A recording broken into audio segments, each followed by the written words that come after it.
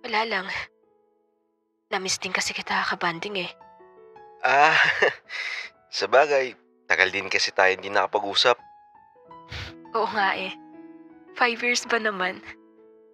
Basta ka pala, may girlfriend ka na siguro. Ha? Wala, no? Hmm? Kahit nililigawan wala. Wala. Wala naman nakakagusto sa akin eh. Ay wow, ang nega. Di mo lang siguro napapansin. Napapansin ng alin? Yung nagkakagusto sa'yo. Sino ba? Wala naman eh. Ako, Ano? joke lang. Parang di ka na nasanay sa mga biro ko. Ganyan siya lagi magbiro. Minsan, napapaisip ako kung baka totoo siya sabi niya. Kaso, mukhang malabo. Kaibigan lang tingin niya sa akin at ganun din naman ako. Dito na ako, Genesis. Bukas, sabay tayo pumasok ah. Sige lang. Parang gusto ko tuloy bawiin yung sinabi ko.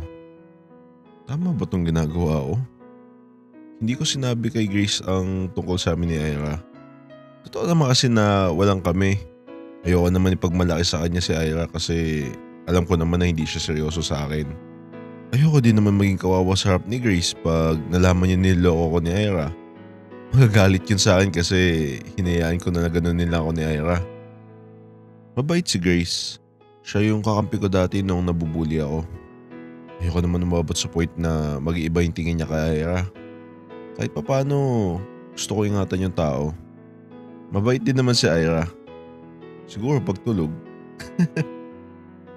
Nakauwi na ako. Same, kakawi ko lang din.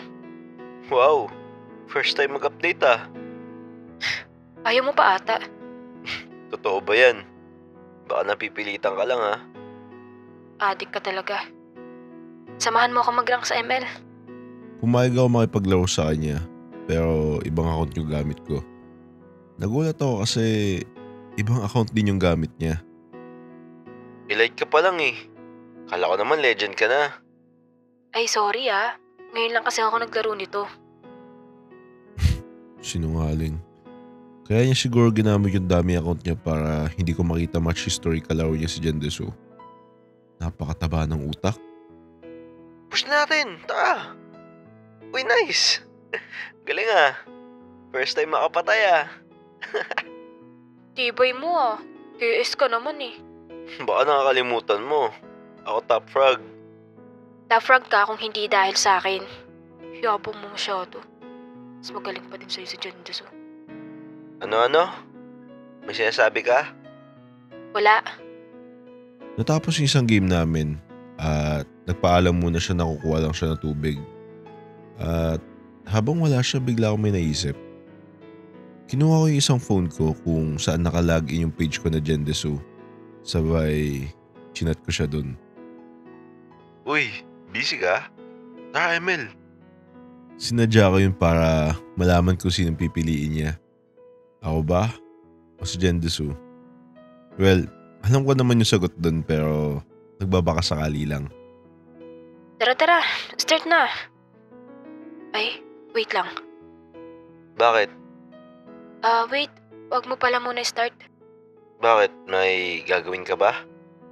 Wala naman, parang inantok lang ako bigla. Nakakaisang game pa lang tayo, antok ka na kaagad. Inantok ako bigla eh. Bukas na lang. Last game na lang. Ayoko na nga. Tapos magtataka ako kung bakit ang laki ng eyebags ko. Kakaaya mo yan. Tibay. Ngayon ko nga lang siya nakalaro. Sige. Good night. Good night. I love you. Love you too. Bigla na lang siya nag-offline. Biglang tumunog yung isang phone ko at nagulat na ako nag-reply si Ira sa Jendesu ko. Tara, G. Parang bigla akong nanghina. Mas pinili niya si Jendesu. Mas gusto niyang kalaro si Jendesu. Mas gusto niya magpuyat kasama si Jendesu. Lahat na lang for Jendesu. Ano bang nakita niya sa taong yun hindi niya naman alam kung ano yung tsura nun. Deserve ko ba yung ganito? Masama ba akong tao para paglaruan? Uy, diyan ka pa ba? Umiiyak ako habang tinitignan yung chat niya sa akin. Sobrang sakit. Hindi ko alam paano niya nasisikmura yung ginagawa niya sa akin. Buti, nakatulog pa siya ng mahimbing. Kasalanan ko din naman na pumayag ako. Nagpauto ako. Nalaman ko na yung totoo pero ito ako. Hinahayaan pa din siya, nasaktan niya ako. Wala eh.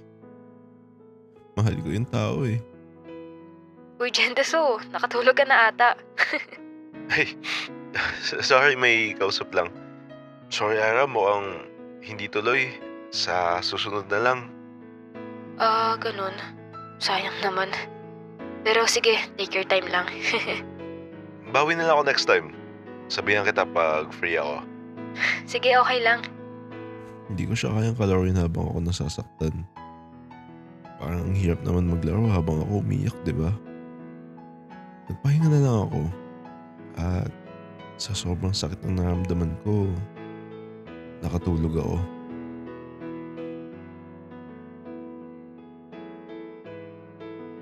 Nagising naman ako na maaga, kaso baga yung mata ko.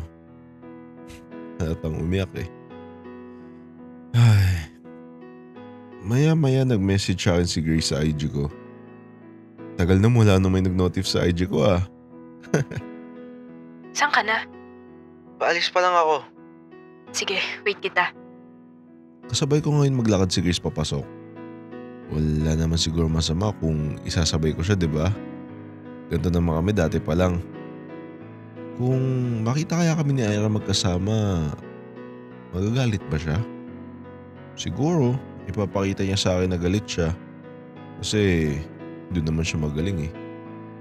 Magpanggap na mahal niya ako.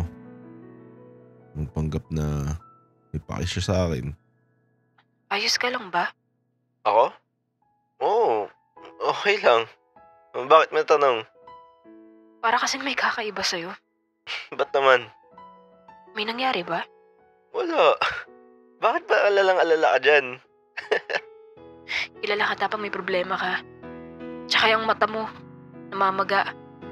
Umiyak ka. Hindi ah. Ganito lang ako pag bagong gising. Sus, may nambubuli sa'yo no? Wala no? Sabi mo sa akin pag meron uupakan natin yan. Tapang mo naman pala. By the way, mamayang uwian, sabay ulit tayo Di ko sure kung masasabayan kita mamaya. Baka kasi may daanan ako. Hinahatid ko kasi si Ira tuwing uwian. Sige, okay lang. Next time na lang. Message mo ulit ako sa IG Sige. Naghiwalay na kami pagpasok namin sa main gate. At paglingon ko sa kaliwa ko, nakita ko si Ira nakatayo. At nakatingin sa akin ng masama. Gusto mo ba makita yung next part? Click mo lang yung join sa tabi ng subscribe.